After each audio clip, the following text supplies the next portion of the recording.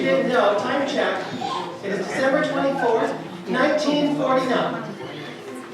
So, Merry Christmas, 1949. And as the studio audience tonight, our VIP studio audience, you have a big role to play. As we go live on air, they're not only going to hear our paid cast, they're going to hear you as well. So to get you ready for this big showing of It's a Wonderful Life, which we're so happy you're here, by the way, we need to get you energized, which means, since it's Christmas Eve, the best way to do that is through some group singing. Are you ready for some Christmas carols? Yeah. I know it's 10 o'clock, but I heard that the late crowd is the best crowd. So, let's kick off, and I want to hear the choir sing, Hark the Herald Angels Sing. If you don't have one of the handy-dandy hymnals that we borrowed from the local church in your row, it is also in the insert in your program. So if you don't have one of those, you want to grab that. So here we go. Hark the Herald Angels Sing. Freddie, Maestro, go ahead. Take it away.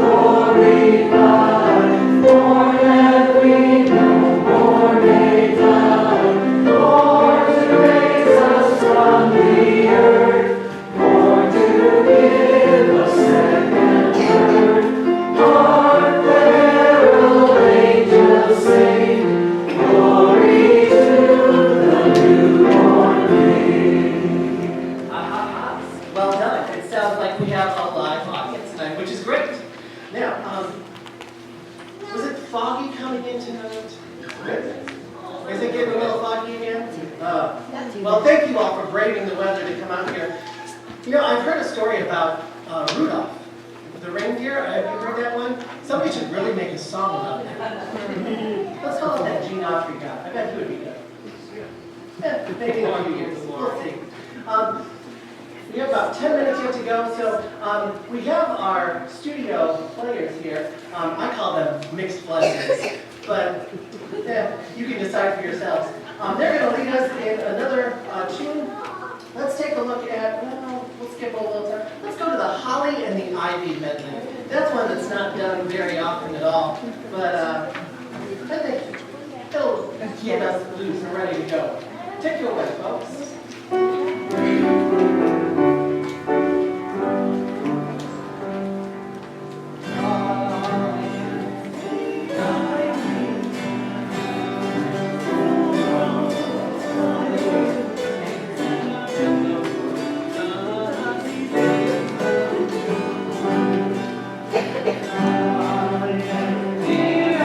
When they are both full grown,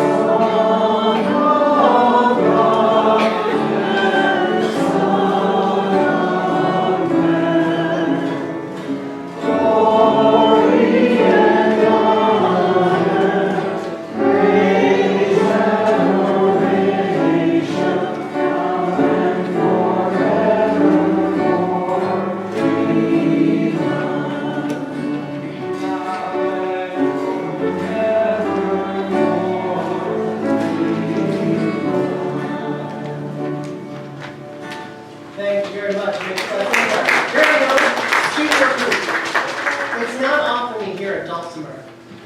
Maybe they'll come back in the 20th century. We'll see. Now, we're about 5 minutes out from the time that we need to go on air, so it sounds like you're pretty ready to go. So now that you've energized yourself a little bit, let's take a moment to focus, shall we? Now, it is Christmas Eve, so we are here for a very specific reason, besides just to hear the play. We're here for that message behind.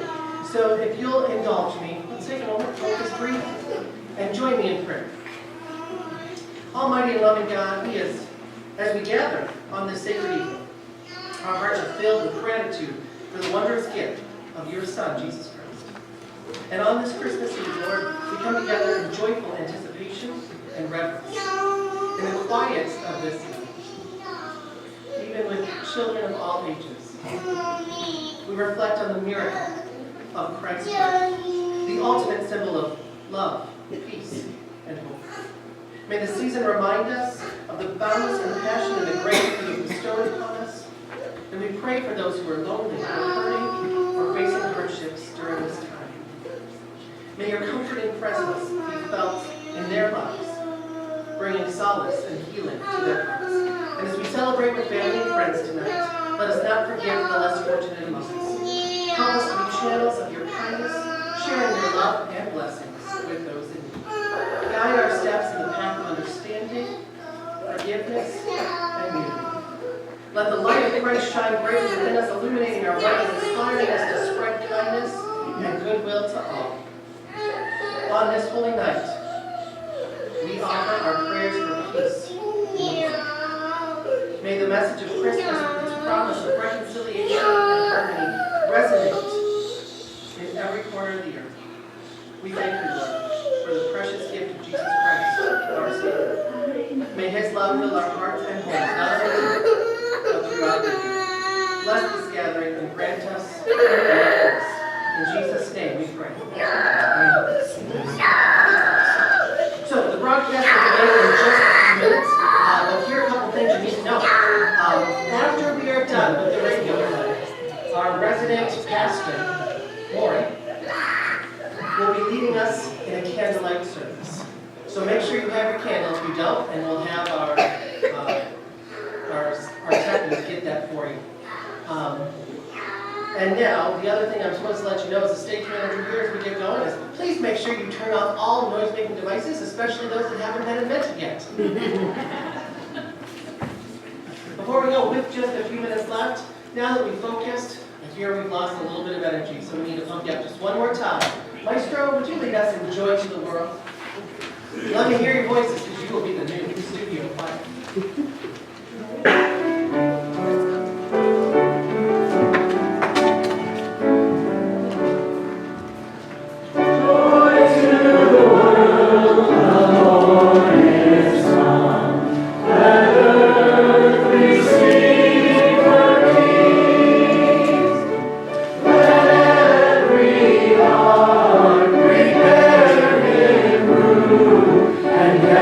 Nature sing, and heaven and nature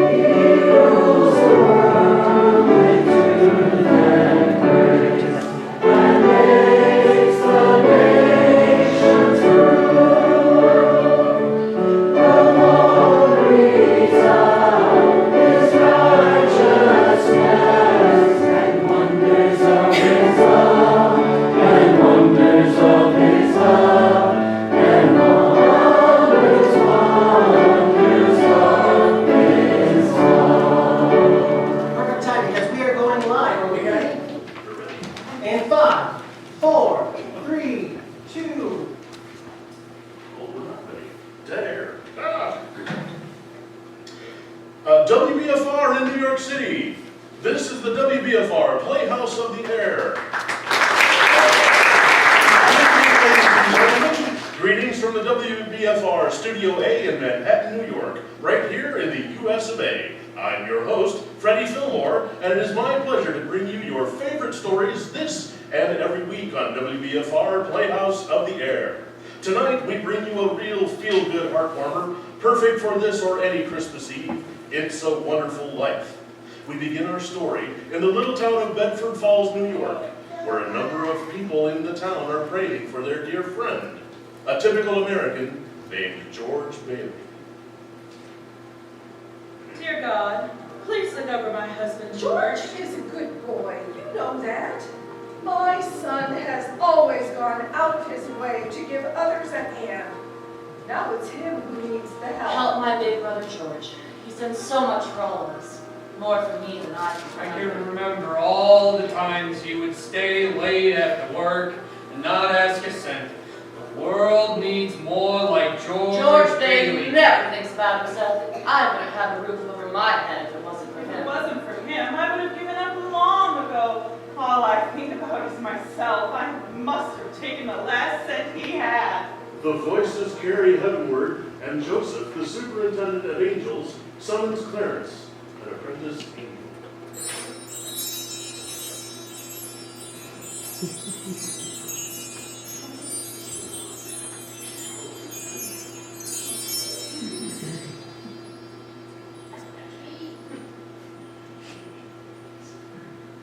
You sent for me, sir? Indeed I did.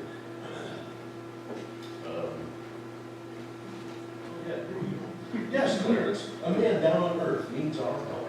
Splendid. Is he sick? Oh, no worse. He's discouraged. At exactly 10:45 p.m. tonight, Earth time, that man will be thinking seriously of throwing away God's greatest gift.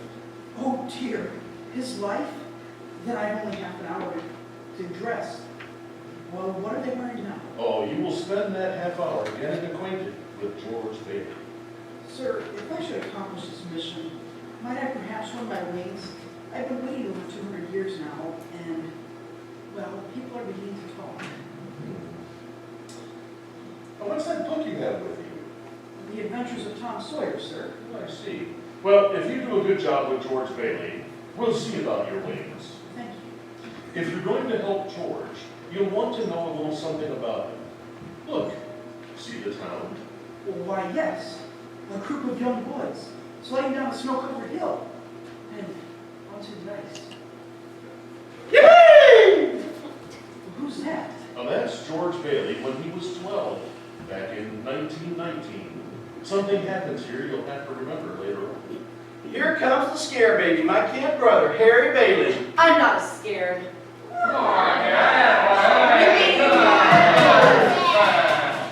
Help!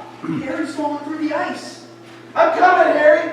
Make a chain, gang. His brother fell to the ice, and George saved him. Ah, but the icy water gave George a bad ear. It was weeks before he could return to his after-school job at Old Man Gower's drugstore. It's me, Mr. Gower, George Bailey. You're late. 2 cents worth of shoelaces, Violet? Please, Georgie.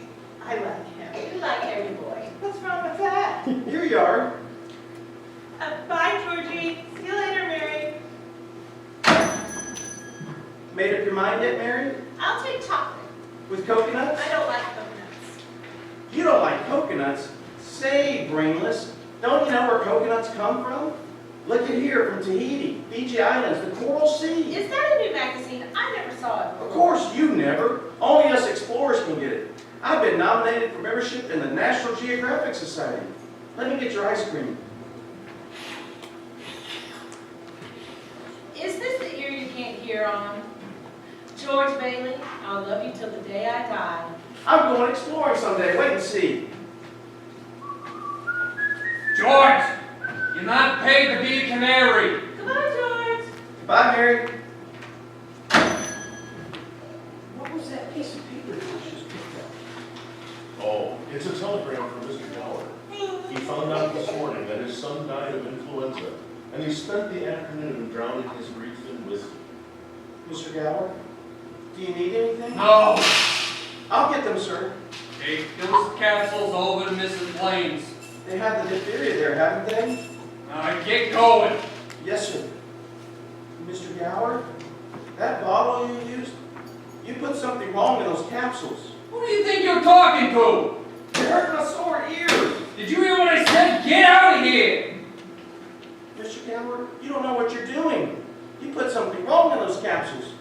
I know you got that telegram and you're upset. But look at the bottle you used, Mr. Gower. It's poison. Poison? Don't hit my sore ear again. All I wanted was to make sure. Poison? Oh, George! Mr. Gower, I won't ever tell a soul. Hope to die on one. Did he ever tell anyone about those pills? Not a soul. Well, did he ever marry a girl? Did he ever go exploring? Now, we'll get there soon enough, Clarence. George grew up and wanted to go to college, but there just wasn't the money. So he worked 4 years in the Building and Loan Association. Building and Loan Association? George's father was in the building and loan business, along with George's uncle Billy.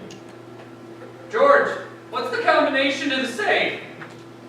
We wrote it down so you wouldn't forget. That's right. Where? No, who's that? That's Henry F. Potter, the richest and meanest man in all the county. Peter, Potter's here. Mr. Bailey, Mr. Bailey, Mr. Bailey. There is nothing quite so loathsome as the family business. Now, Peter, you know what I'm here for. I'm on a very tight schedule. A family to evict at 3.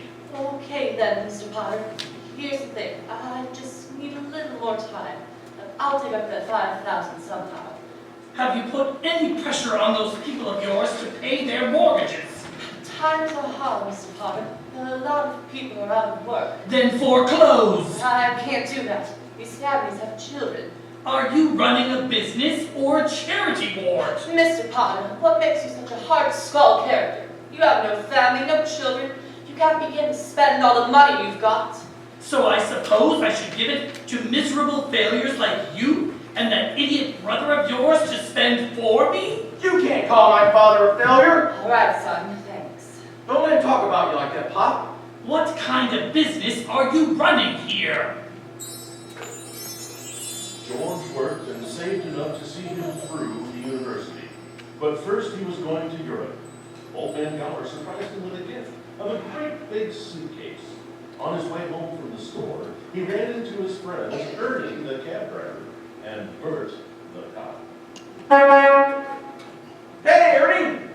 Hiya, George. Hey, Bert. Hey, George. What's the suitcase for? I'm a rich tourist today. How about driving me home in style? Sure, Your Highness. Hop in the cab, and for the carriage trade, I puts on the hat. Good morning, Mr. Bailey. Looks like you're ready to get out of here. Hello, Violet. Hey, you look good. That's some dress. Oh, this old thing. Why, I only wear it, but I don't care how I look. See you later. Want to come along, Bert? We'll show you the town. No thanks. Think I'll go home and see what the wives do. Family man. That evening, George had dinner with his father.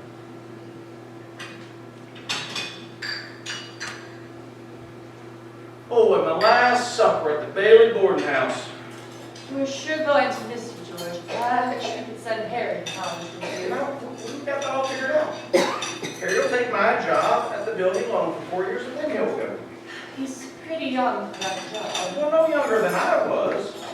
You were born older, George. I suppose you've decided what you're going to do when you get out of college. What I've always talked about, building things, design new buildings, modern cities. It's just a hope, but you wouldn't consider coming back to the building alone, would you? I know it's early to talk about it. Oh, I couldn't face being cooped up for the rest of my life in a shabby little office. I'm sorry, Papa.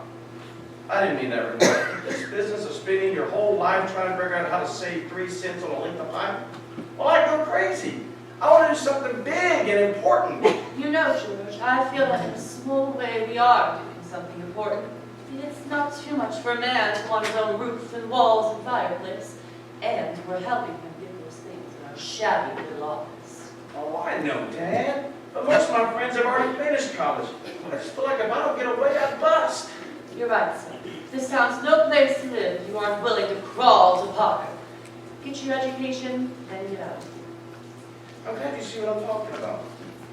Say, I think I'm gonna go say goodbye to Main Street last night in town and all. Have a good time, son.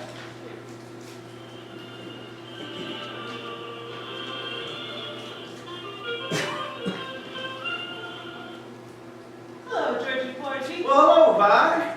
Where are you going? Oh, I'll probably end up at the library. Don't you ever get tired of just reading about things? Well, yeah, say, what are you doing tonight? Not a thing, Georgie. Are you game, Vi? What do you say we make a night of it? Oh, I love it, Georgie. What'll we do? Let's go out in the fields and take off our shoes and walk in the grass. Huh? Then we can go up to Stewart Lake. It's beautiful up there in the moonlight. We can swim.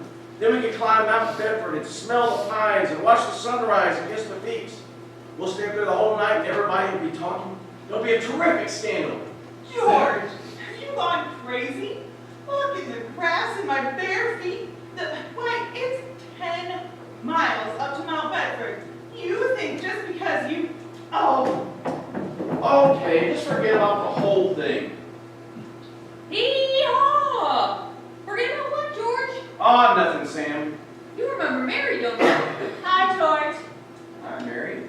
You wouldn't mind walking Mary home, would you? Oh, of course not. Is that okay with you, Mary? Fine by me. Great, thanks. Hee-haw! George wants Mary home. Is that important, Joseph? Oh, I'd say it is. Because even though Mary only lived 4 blocks away, it took them 2 hours to get there. Buffalo girls, won't you come out tonight? Come out tonight, come out tonight. Buffalo girls, won't you come out tonight? And dance by the light of the moon. Ha! Hot dog! Oh boy, just like an organ. Gee whiz. beautiful. You know something, if it wasn't me talking, I'd say you're the prettiest girl in town. Well, why don't you say it? I don't know. Maybe I will. Hey, look where you are. The old Granville house. Yeah, I gotta throw a rock. Oh, George, it's such a lovely old place. I wish I lived here. I wouldn't live here if I was a ghost. Don't you know about deserted houses? You make a wish and then you throw a rock. But George, it's such a lovely old place. Watch this. Pretty good shot, huh? Broke a window. What's your wish, George? Not one wish, a whole hatful, Mary. I'm shaking the dust of this crummy little town off my feet, and I'm going to see the world. Italy and Greece, the Parthenon, the Colosseum. Then I'm coming back here and go to college and see what they know. And then I'm going to build airfields and skyscrapers 100 stories high and bridges a mile long. Hey, are you going to throw a rock too? Hey, that's pretty good. What'd you wish for, Mary? Oh, no. If I tell you, it may not come true. What do you want, Mary? Do you want the moon? Just say the word. I'll throw a lasso around it and pull it down. Okay, I'll take it. And then what? Well, then you'd swallow it. And then it dissolves, see? And the moonbeams, well, they'd shoot from your fingers and toes with the ends of your hair. And hey, am I talking too much? Yes. Why don't you kiss her instead of talking her to death? Who's that? Old man Collins on his front porch. Oh, youth is wasted on the wrong people. Hey, mister, you come back here and I'll show you some kissing. Now put hair back on your head. George! Uncle Billy? George, get in the car quick. Your father's had a stroke. I'm sorry, I gotta go, Mary. George's father died that night, Clarence, so George couldn't go to Europe. That fall, just as he was ready to leave for college, the directors of the building and loan held a meeting. They were going to appoint a successor.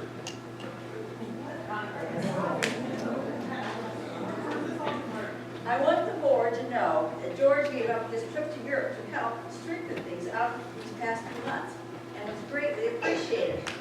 I think that's all we'll need of you down, George. Good luck to you at school. I know you're anxious to make a train. Yes, I've got a taxi waiting downstairs.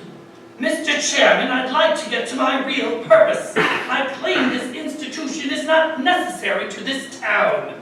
Therefore, Mr. Chairman, I make a motion to dissolve the building and loan. That's preposterous. Now, wait just a minute. It's too soon after Peter Bailey's death to discuss chloroforming the building alone. His faith and devotion are responsible for this organization. I'll go further than that.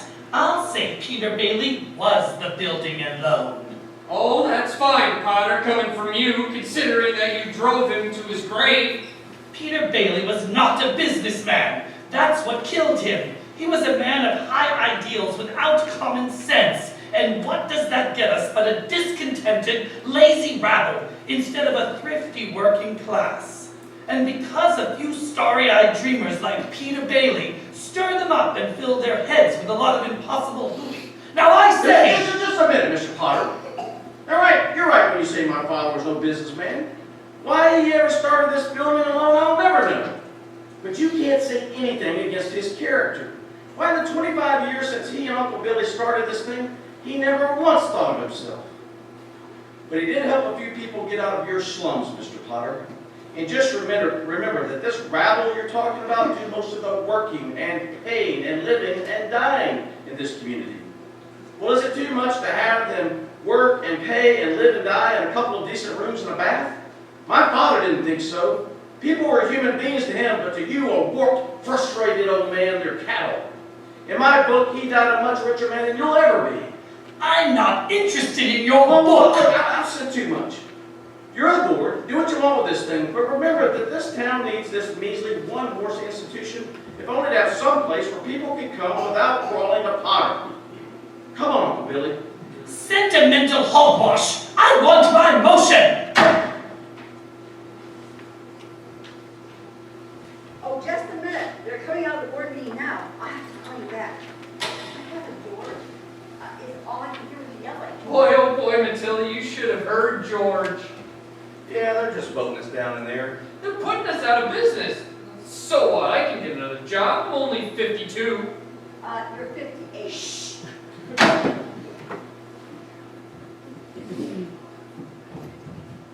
George, they voted Potter down. Whoopee! We're still in business. Under one condition, that you take your father's place, George. I'm going to college. Uncle Billy here, he's your man. You can keep him on, that's all right. I'm going to school. This is my last chance. But they'll vote with Potter otherwise.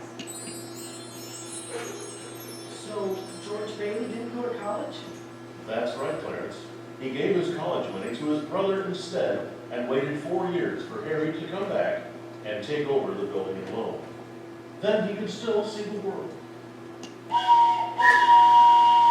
There she blows. Say, Uncle Billy, you know what the three most wonderful sounds on earth are? Breakfast is served, lunch is served, dinner is served. Anchor chains, plane motors, and train whistles. Well, here's the professor now. Well, if it isn't George Geographic Explorer Bailey, Uncle Billy, you haven't changed a bit. Oh, am I glad to see you. Where's Mother? She's home cooking the fatted calf. Come on, let's go. Oh, wait. This is Ruth Bacon. Ruth Dakin Bailey, if you don't mind. I wired you I had a surprise. Well, here she is. Meet the wife. Well, what do you know? Wife. Congratulations. Harry, why didn't you tell somebody? What's a pretty girl like you doing marrying this two-headed brother of mine? It's purely mercenary. My father offered him a job. Oh, he gets you and a job? Harry's cup runneth over. Come on, Ruth, let's start ahead and leave these bags for the fellas. All right. George, about that job, I never said I'd take it. You've been holding the bag here for 4 years, and I won't let you down. And that night, the homecoming for Harry became his wedding party. Uncle Billy familiarized himself with the spirit. Woo! Boy, oh boy, I feel so good I could spit in Potter's eye. I think I will. What do you say? Maybe I should go home? If you just point me in the right direction. Right down there. That way? Okay, old building alone, pal. See you later. I'm all right. I'm all right. George? Out here on the porch, Mother.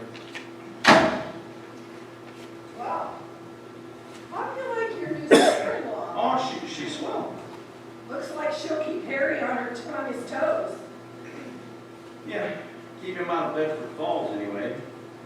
George, do you know Mary Hatch is back from school? Yeah? Nice girl, Mary.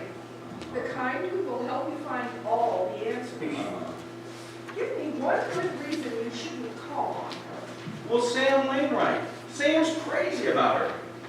Well, she's not crazy about Now, her. how do you know that? Did she discuss it with you?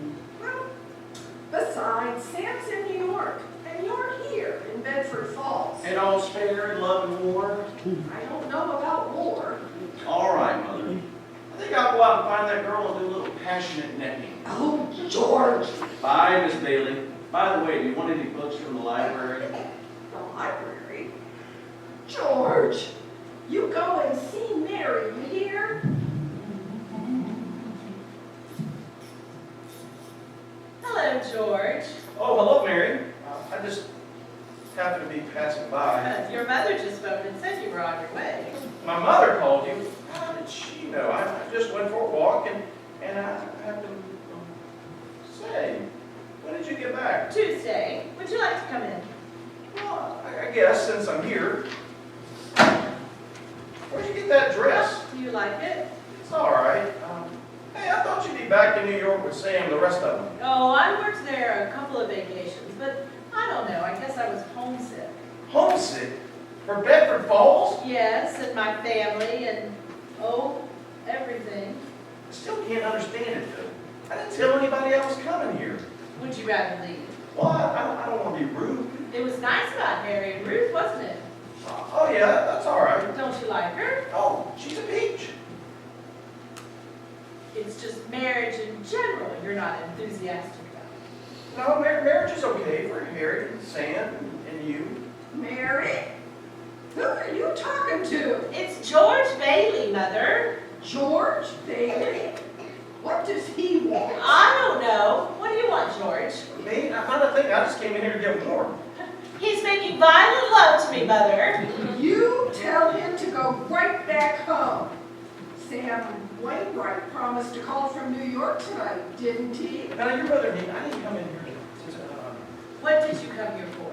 well, you're supposed to be with the one with all the answers. You tell me. Oh, why don't you go home? Well, that's where I'm going. Mary? The telephone. It's Sam. I'll get it. Hee-haw! Hello, Sam. How are you? Oh, great. Gee, it's good to hear your voice again. Oh, well, that's awfully sweet of you, Sam. There's an old friend of yours here, George Bailey. You mean old Mustang George? Hee-haw! Put him on. Wait a minute. I'll call him. George! He doesn't want to speak to George. He asked for him. George, Sam wants to speak to you. Hello? Sam? Hey, a fine pal you are. What, you're trying to steal my girl? Nobody's trying to steal your girl. I want to talk to both of you. Tell Mary to get on the extension. Mother's on the extension. I am not. We can both hear you. George, put your head a little closer. Okay. There. That's better. We're listening, Sam. Okay, so I have a big deal coming up that's going to make us all rich. George, remember that night at Martini's bar when you told me about making plastics out of soybeans? Huh? Oh, yeah, soybeans. Well, my father checked into it, and he wants to build a factory out of Rochester. How do you like that? Well, why Rochester? Well, why not? Why not right here in Bedford Falls? You remember that old tool and die machinery works, right? You tell your father he can get that for a song, and all the labor he wants to. Half the town was thrown out of work when they closed down. That's so. Well, that sounds great. Now, here's the point, George. I may have a job for you. That is, unless you're still married to that old broken-down building in London. Oh, Mary, I'm here. tell that guy I'm giving him the chance of a lifetime. He says it's the chance of a lifetime. Give me that phone. Now you listen to me, Mary. I don't want any plastics, and I don't want any job, and I don't want to get married ever to anyone. Do you understand that? I want to do what I want to do, and you're not gonna. Oh, Mary. George. Oh, Mary, I love you. George, I love you too. George and Mary were married, and following the wedding and reception, George's old pal Ernie, the cab driver, drove the happy couple to the train station. Where you two off on this year now honeymoon? We're gonna shoot the works. Whole week in New York, then Bermuda. The highest hotels, the oldest champagne, the richest caviar, the hottest music, and the prettiest wife. Here's the kitty earning $2,000, and I feel like a bootlegger's wife. Finally getting out of Bedford Falls, huh? Then what? Then what, honey? After that, who cares? Hey, George, there's something funny going on over there. Look over there at the bank. It looks like a run. Pull over a minute, will you, Ernie? George, let's not stop, please. Let's just go straight to the station. Wait a minute, I better see what it is. I'll be right back. What is this, Uncle Billy? A bank holiday? Why are the doors locked? There's a crowd out front. This is a pickle, George. Well, what The happened? bank called our loan and I had to hand out all our cash. All of it? Every last cent of it. Holy mackerel. And then I got scared, George. Oh, open the doors. Let them in. Now, just remember, this thing is not as black as it appears. Where's our money, George? You're thinking of this place all wrong. The money's not here. Your money's in people's houses. In the Kennedy house, in the McLaren house, and 100 others. Now, what are you going to do? Foreclose on them? I got $242 in here, and $242 isn't gonna break anybody. All right, Charlie, you'll get your money in 60 days. 60 days? That's what you agreed to when you bought your shares. Well, I got my money. Old man Potter's taking over the bank, and he'll pay you 50 cents on the dollar. Hey, whoa, hey. If Potter gets a hold of your shares, he'll own this building and loan. He's got the bank, he's got the bus line, he's got the department stores, and now he's after us because he wants to keep you in his shacks paying the kind of rent he decides to charge. Now, we can get through this all right, but we have to have faith in each other. But my husband's out of work. I got doctor bills to pay. How much do you need? We've got $2,000 for the wedding. Hey, Mary, I got $2,000. That'll tide us over till the bank reopens. All right, Charlie. How much do you need? $242. Oh, Charlie, just enough to I'll tide take over. $242. Okay, Uncle Billy, give Charlie $242. All right, Ed. Now, how much just to get by? $20, I suppose. Now we're talking. Miss Thompson, how about you? Well, but it's your own money, George. Now, never mind that. How much, Mrs. Thompson? Well, I could have $17.50. Bless your heart, of course you can have it. Uncle Billy, give her $17.50. Pay it back when you can. All right, who's next? Look at the clock. Look! 5 seconds.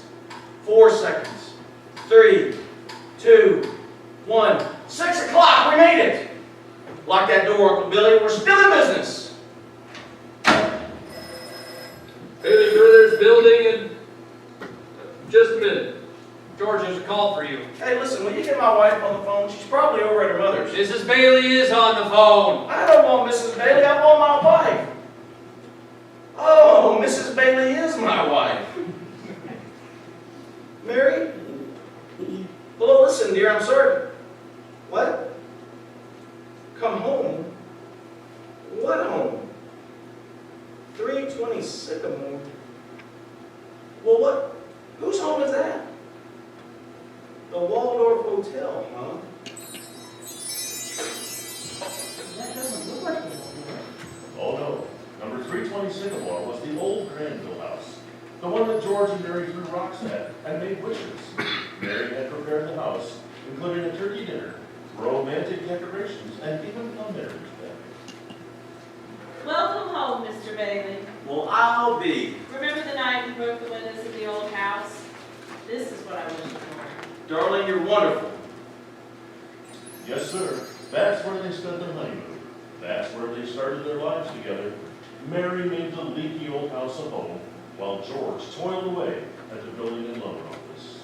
Oh, gee, Mary Hatch, why in the world would you ever marry a guy like me anyway? To keep from being an old maid. I was going to give you the moon, but what have I given you? Not even a new dress, not for months. You could have married Sam Wainwright, any guy in this town. I don't want to marry anybody else in town. I want my baby to look like you. You didn't even have a honeymoon. I promise you. Wait, you're what? My baby. You mean, Mary, you're on the nest? George Bailey lassos the stork. Well, Mary had her baby, a boy. You don't say. Then she had a girl. Night after night, George would come home late from the office. Things weren't good with the building and loan. Potter was bearing down hard. Then came the war. Mary had another baby by then, but still had time to run the USO. Gower and Uncle Billy sold war bonds. Violet entertained the troops. Bert the cop was wounded in North Africa and got the Silver Star. Ernie, the taxi driver, parachuted into France. But Harry Bailey topped them all. A Navy flyer, he shot down 15 planes, 2 of them as they were about to crash into a transport full of soldiers. But what about George? 4F on account of his ear. George fought the Battle of Bedford Falls. Air raid warden, paper drives, scrap drives, rubber drives. On VE Day, he wept and prayed. VJ Day, he wept and prayed again. We're getting pretty close to today, aren't we, sir? Yes, Clarence, you know now almost everything you have to about George Bailey, except what happened that finds him down here at this moment wanting to die. Today's the day before Christmas, and Billy's at the bank to make a deposit when he runs into Potter. Well, Mr. Henry F. Potter, come to the bank to deposit some more loot. How do you like that newspaper? Mr. Potter, Harry Bailey wins Congressional Medal of Honor. Let me see that newspaper. Here you go. Go on, keep it. I'm off to make a deposit. Good morning, Mr. Bailey. Good morning, Horace. Here you are, deposit slip, bank book, and a very Merry Christmas to you. Well, and to you too, Mr. Bailey. Do you want to make a deposit? Well, certainly. Well, it's customary to bring money with you. It's gone. Where did I put the money? A terrible thing, Clarence. Uncle Billy couldn't find the money because the envelope with the $8,000 was folded up in that newspaper given to Potter. At the same time as Billy started looking for the deposit, Violet came to visit George at the building and loan. Well, hello, Vi. Say, what's wrong? You see right through me, don't you? How much do you need? I hate doing this to you, George, but I won't be asking for any more after this. You planning on robbing a bank, Vi? I'm going to Manhattan. Well, what's in Manhattan? Why, everything's in Manhattan. A new start at least. That's a big step, Vi. What's the matter with starting a new life right here in Bedford Falls? Well, I'll be. Never thought I'd hear that from you, George Bailey. I thought you hated this place. I did, but this little town has a charm of its own. I've made a decision. There's a midnight train tonight, and I plan to be on it. It takes a lot of character to leave your hometown and start all over again. Here's some dough. No, George, don't. What do you want to do? Hawk your furs and that hat? Want to walk to New York? You know they charge for meals and rent there just the same as they do in Bedford Falls. Yeah, sure. It's a loan. That's my business. Building a loan. Besides, you'll get a job. Good luck to you. I'm glad I know you, George Bailey. Merry Christmas. George! What's the matter, Uncle Billy? The money, the $8,000. What, Uncle Billy? What happened to it? I thought I had it, I just don't know where it happened. Well, the first place you look is in your coat pocket. I told you to put it there when you left. Oh, I'm no good to you, George. I'm no good. Uncle Billy, we gotta find that money. Now think! I can't think anymore, George. Where's that money, you silly, stupid old fool? Do you realize what this means? It means bankruptcy and scandal and prison. One of us is going to jail. Well, it's not going to be me.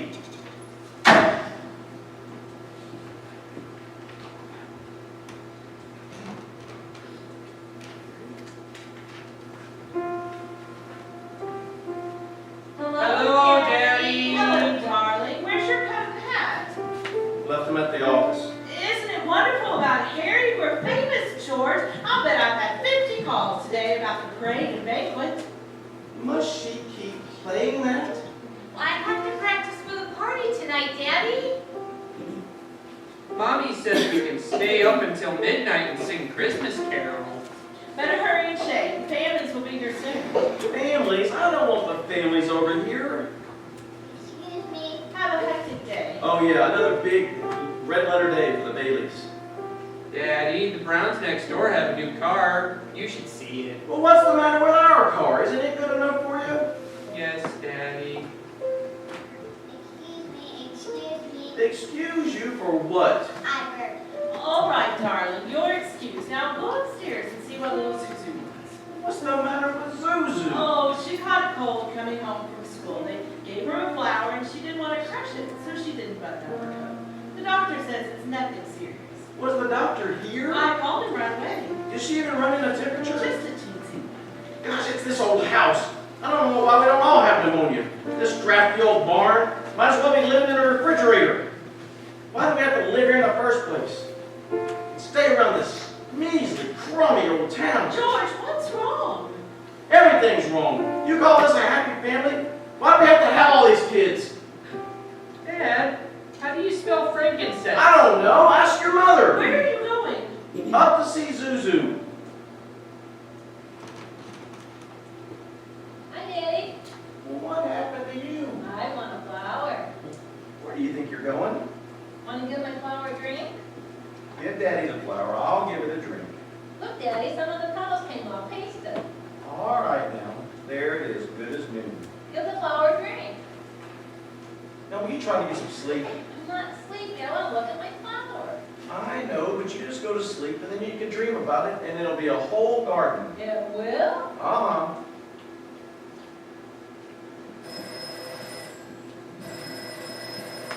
Telephone. I'll get it. Hello. Yes, this is Mrs. Bailey. Oh, thank you, Mrs. Welch. The doctor says she'll be out of bed in time for a Christmas dinner. Is that Zuzu's teacher? Yes. Let me speak to her. Hello, Mrs. Welch. This is George Bailey. Say, what kind of teacher are you anyway?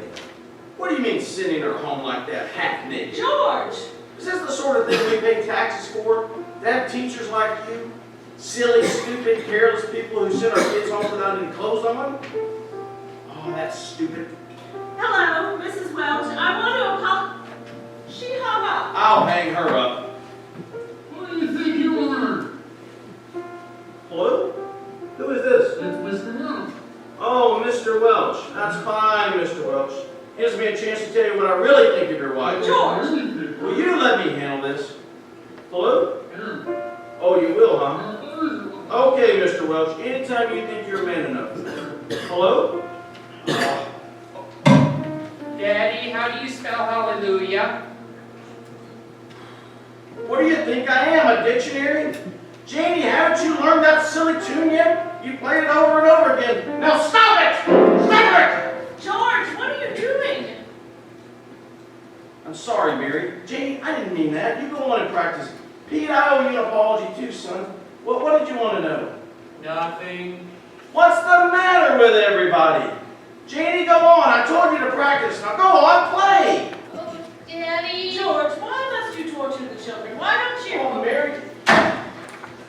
Where's Daddy going? Bedford 247, please. Is Daddy in trouble? Yes, Pete. Shall I pray for him? Yes, Janie. Pray very hard. Me too? You too, Tommy. Hello, Uncle Billy?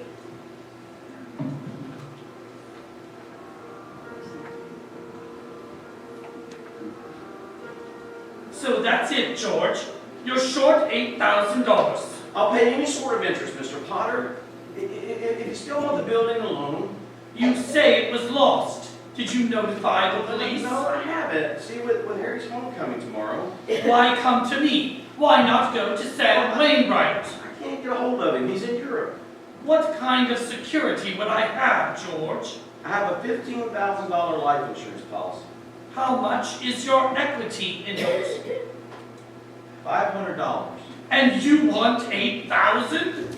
You used to be so cocky. You were going to go out and conquer the world. You once called me a warped, frustrated old man. What are you but a warped, frustrated young man? Crawling in here on your hands and knees for help. You're worth more dead than you are alive. I'll do anything, Mr. Potter. Please, help me. You know what I'm going to do for you. As a stockholder of the building and loan, I'm calling the state examiner to get a warrant for your arrest. Misappropriation of funds, manipulation, malfeasance. Go on and run. You can't hide in a town like this.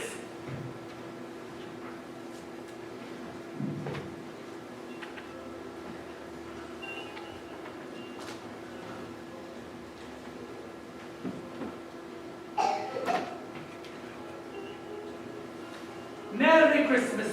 Glad you could come. Oh, you're there. Where's George, sir? After running out of Potter's office, George ended up at Martini's bar. He's had a couple of drinks and is just sitting there. Well, what's he saying? Dear Father in heaven, I'm not a praying man, but if you're up there, you can hear me. Show me the way.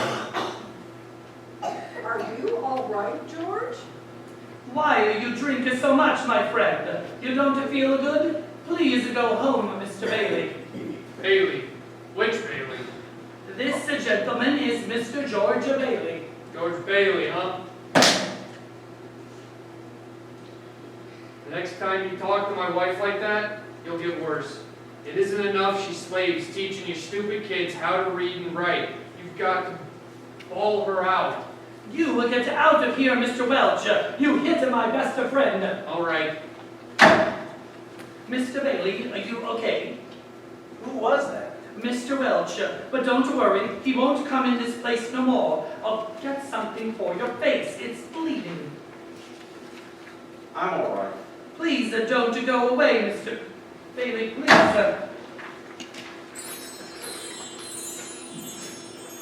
George is headed to the bridge now, Clarence. Can you see him? He looks like he's going to jump. It's time, Clarence.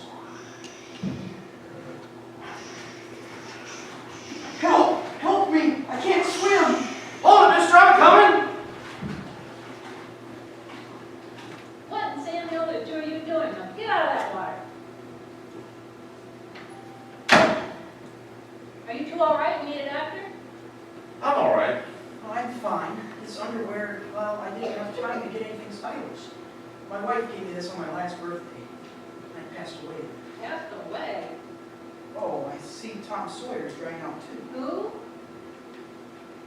My book, I left in such a hurry, I brought Tom Sawyer with me. You should have picked the new book Mark Twain's with me. Say, how did you happen to fall in? Well, I jumped in so that you wouldn't go through it. Go through with what? Suicide. Suicide's against the law around here. It's against the law where I come from too. Where do you come from? Heaven. What? I had to act quickly, and that's why I jumped in. I knew if I were drowning, he would try to save me, and he did. So that's how I saved you. Very funny. Your lips bleeding, George. Yeah, I got busted in the jaw in answer to a prayer. Oh no, George. I'm the answer to your prayer. Say, how do you know my name? I know all about you. What are you, a mind reader or something? Oh no, my name's Clarence Oddbody. AS2. Oddbody. AS2. Say, what's that AS2? Angel second class. What? You may not need a doctor, but I do. Cheerio, my good man. Hey, look here. Why'd you want to save me? Well, because I'm your guardian angel. I wouldn't have been surprised. Ridiculous of you to think of killing yourself for $8,000. See, now how do you know things like that? I'm your guardian angel. Well, you look like the kind of angel I get. Kind of a fallen angel, aren't you? What happened to your wings? I haven't won my wings yet. That's why I'm an angel second class. But if you let me help you, then I can earn them. You don't happen to have $8,000 on you. Oh no, we don't use money in hell. It comes in pretty handy down here, bub. I found out a little too late. I'm worth more dead than alive. I won't get my wings with that attitude. You just don't know all that you've done. If it hadn't been for you. If it hadn't been for me, everybody'd be a lot better off. My wife, my kids, my friends. This isn't going to be easy. They'd all be better off if I hadn't even been born. Wait, what'd you say? I I said I wish I had never been born. George, that's wonderful. Wonderful. The idea you just gave me, that'd do it. Okay, there. You've had your wish, you've never been born. Never been born. Exactly. No worries, no $8,000 to get, nothing. You simply don't exist. Say, wait a minute. Say something else in this here of mine. That's right, you can hear it. Don't you see, you're a nobody. Well, that's the doggonest thing. And your lips stop bleeding too, George. Hey, what are you? What happened? I need a drink. How about you, Angel? You want a drink? Oh, I know. Come on, we'll go as soon as our clothes are dry. Our clothes are dry. Hey, that stove's hotter than I thought. Well, look, let's get dressed and we'll stroll over to Martini's and... Oh, excuse me. I'll stroll. You fly. I haven't got my wings.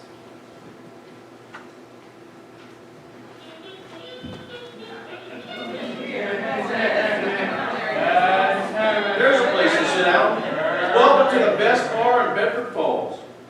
Bedford Falls? Don't you mean Pottersville? Pottersville? Hey, where's Martini, your boss? Look, I'm the boss. You want a drink or don't you? Okay, all right. Double bourbon. Quick, huh? What's yours, Bob? Well, I was just thinking of mulled wine.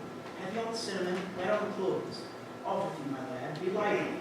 Look, mister, we serve hard drinks in here for men who want to get drunk fast. And we don't need any characters around to give the joint atmosphere. Now, just give him the same as I ordered. He's okay. 2 double bourbon. What is it about this place? It seems like everything's changed.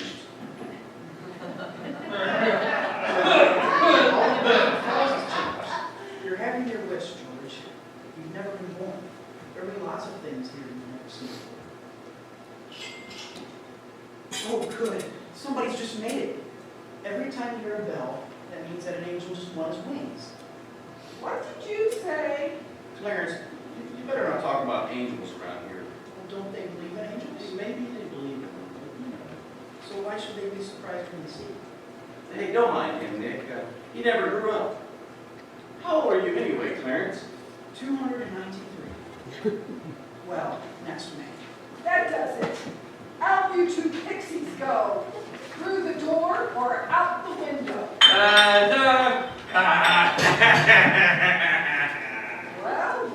Well, look who crawled out from under whatever hole he's been hiding in. Hey, it's Mr. Gower. Didn't I tell you never to come panhandling around here? Mr. Gower, this is George Bailey. Don't you know me? Pour me a drink, mister. Just one drink, mister. Biggie, throw the rummy out. You got it. Hey, Nick, isn't that Mr. Gower, the druggist? That bonehead spent 20 years in jail for poisoning some kid.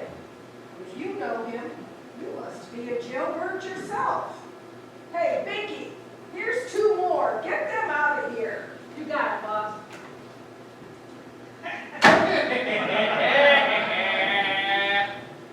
What's wrong with Mr. Gower? Well, he doesn't know you, George.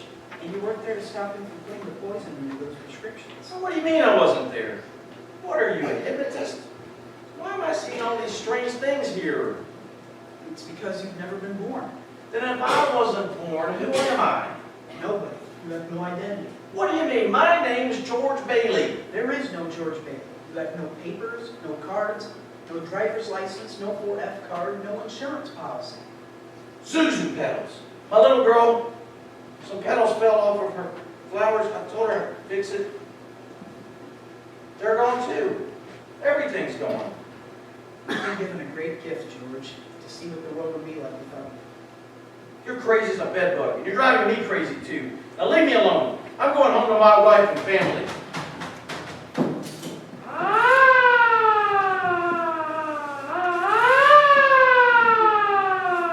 You know the drill.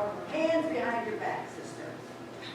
Why don't you bust somebody else for a change?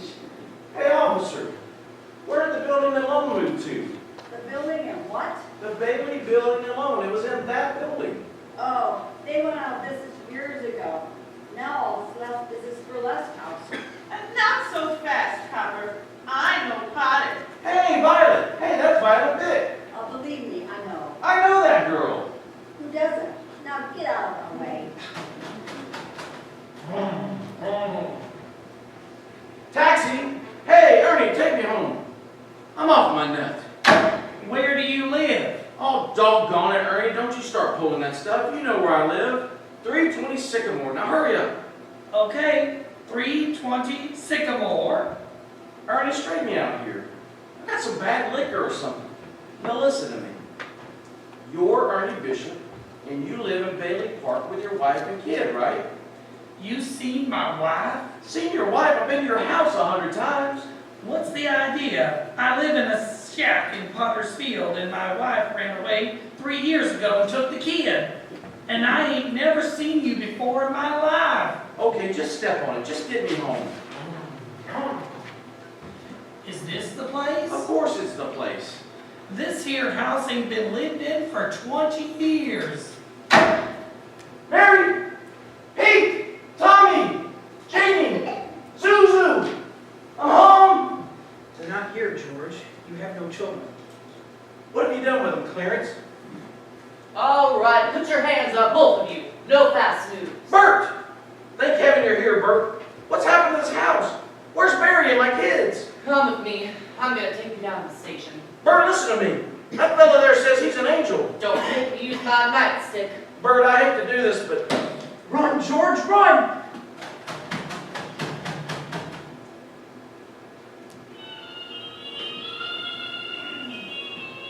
Ma Bailey's boarding house.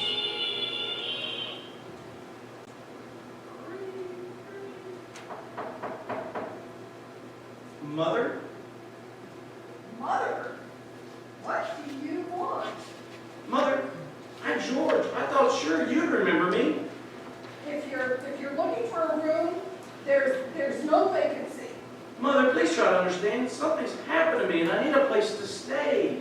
Please let me stay here. I don't take in strangers. I'm not a stranger. I know everybody you know. Your brother-in-law, Uncle Billy. When did you see him last? Today over at his house. That's a lie. He's been in the insane asylum ever since he lost his business. And if you ask me, that's where you belong. I'm here again, George. My own mother didn't even know me. One man's life touches so many others. When he isn't around, he makes a pretty big hole, doesn't he? Look, you. I've heard of things like this before. You've got me under some kind of spell. Well, I'm going to snap out of it now. Now, let me think. Bailey Park. There is no Bailey Park if you weren't here to build it. We'll see.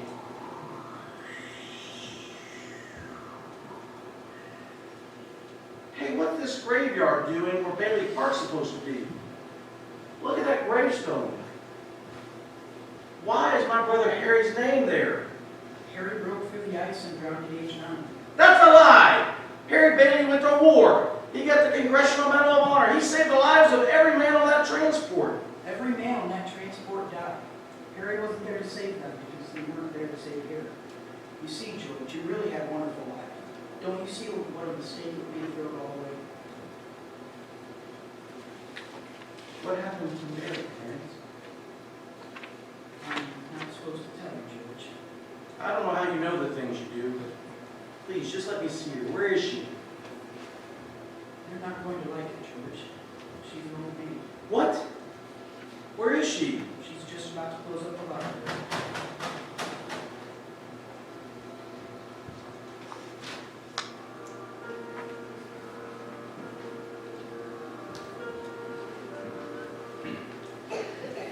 Is the library closed? It's Christmas Eve. We can't stay open all night. Mary? I'm sorry. How do you know my name? Please, just 2 minutes. That's all I need. You sound desperate. I'll help if I can. What is it? Isn't this town Bedford Falls? It used to be, but then Potter was elected and renamed the town Pottersville. Mary Hatch. You live in a white Victorian on Reed Street with your mother. And you have an older brother named Marty. How do you know all this? Get your hands off me. I'll call a cop. Don't you know me? You must, Mary. It's George. Oh, don't do this to me. Where are our kids? I need you, Mary. Get away from me! Help! Police! It's George! Please, Mary, you're not alive! Help me, Clarence. Give me back. I don't care what happens to me. Only get me back to my wife and kids.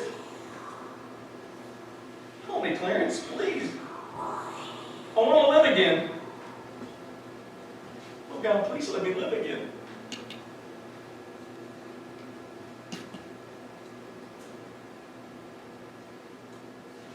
George. Is that you, George? Bert! You come any closer and I'll hit you again. What the Sam Hill are you yelling for, George? George? Bert! Do you know me? No, yep. I've been looking all over town for you. I'm alive again, Bert! You sure you're all right? Your mouth's bleeding. It is! My mouth's bleeding! Suzu pedals! There they are! What do you know about that? Merry Christmas, Bert! Get in the car. I'll drive you home. Merry Christmas, Bedford Falls! Merry Christmas, your wonderful old building alone! Merry Christmas, Mr. Potter! Merry Christmas, George. Go home. The sheriff is waiting for you. Mary, I'm home! Hey, what is this? Merry Christmas, everyone! George, I got this little paper for you here. Ah, but it's a warrant for my arrest. Isn't it wonderful? Merry Christmas! Merry Christmas, Daddy. Kids! Pete, Janie, Tommy, I could eat you up. Where's your mother? She went looking for you with Uncle Billy. George, darling, where have you been? Oh, George. Mary, you're real.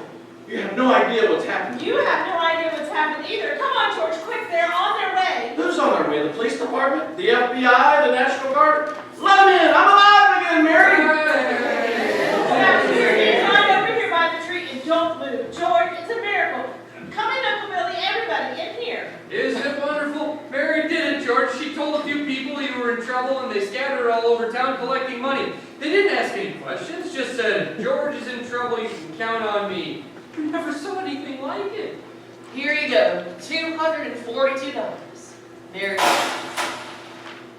I busted the jukebox too. Mr. Gower! I made the rounds on my charge account. Pilot Pig! I'm not going to go, George. I've changed my mind. I've been saving this money for divorce. If I ever get a husband. Merry Christmas, everybody. Quiet, everybody. A telegram from London. Oh, London? Mr. Gower cables, you need cash. Stop. My office instructed to advance you up to $25,000. Stop. Hee haw and Merry Christmas. Sam Wainwright. Will angels sing glory to the newborn? Harry! Harry? Mary, looks like I got here too late. Harry, how about your banquet in Washington? I left as soon as I got Mary's telegram. How about some wine? Good idea. A toast to my big brother George, the richest man in town.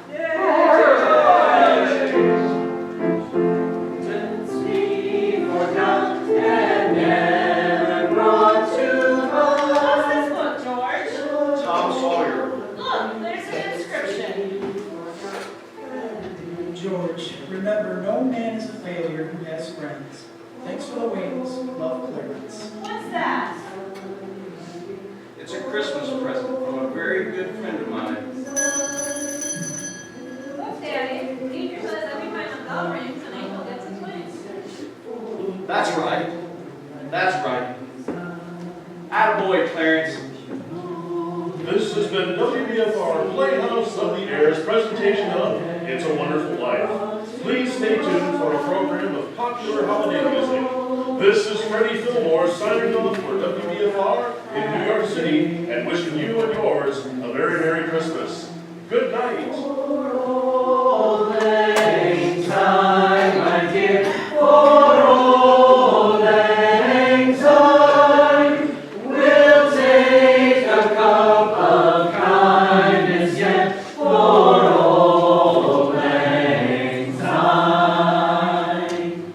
And we're off the air. Congratulations, everybody.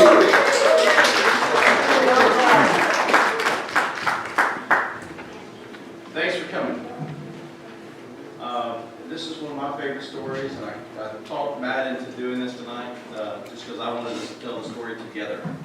So thanks, Matt and everyone, for being a part of this. In just a minute, we're going to pass the flame of these candles, symbolizing the spread of Christ's light with all of us. Of course, I'm going to put this up before I move. Tonight, as we pass the light, I just ask you to take a moment to share your flame with someone else, and pass that light to your neighbor. Remember that we're spreading the light and warmth of the Christmas season. So take a moment to reflect on the blessings of this year, and think about all the ways we're going to share love with others in the year to come. As we sing, let's carry this light to the world, spreading love and kindness and compassion to everyone around us.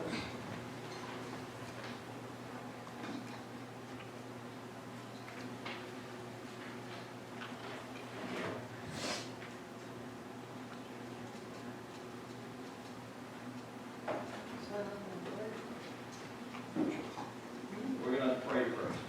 Prayer first.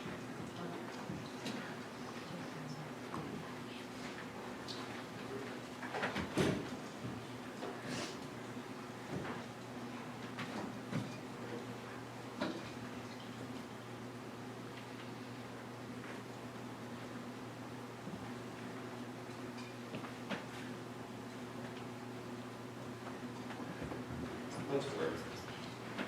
Gracious God, as we depart from this place, may the light of your love shine brightly within us. Help us to become beacons of hope and kindness in the world. Bless us with your peace that surpasses all understanding. In Jesus' name we pray. Thanks for joining us tonight so well. May the spirit of Christmas fill each of your homes with hope, peace, love, and joy this Christmas.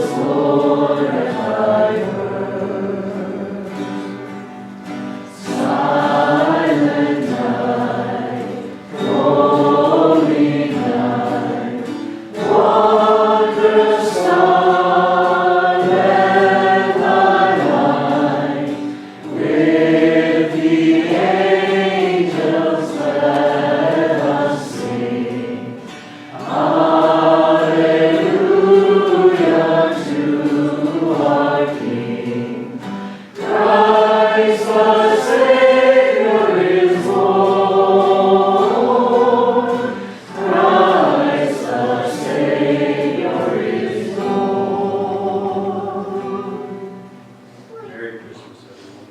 Merry Christmas.